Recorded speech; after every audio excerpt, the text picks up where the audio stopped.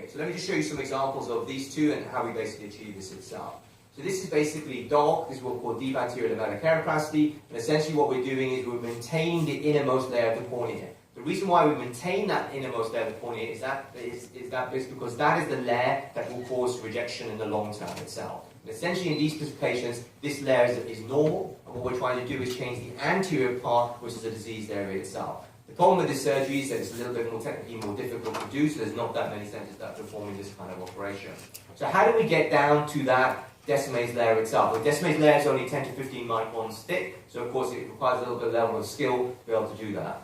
So there's several ways of doing this. You can see two different patients of mine getting down to Descemet's membrane. Here we can do it basically with a conventional with an air bubble. This was described by a technique called by Mohammed Anwar in the Middle East. This is a technique where you use a combination of viscoelastic, which is like a gel, that we can use to help you get down to that dissection there itself. As you can see here, I'm removing the stromal layer on the surface over here, and what you can see over here is the Descemet's membrane. So this is about 10 to 15 microns thick structure. On the back of this is the endothelium itself. Those bubbles you can see over there are in the anterior chamber. And then on top of this, we'll put the new graft itself. But this allows us to maintain the patient's own cells over here, so there's a massively reduced risk of rejection, and we can replace all the diseased cornea on the surface.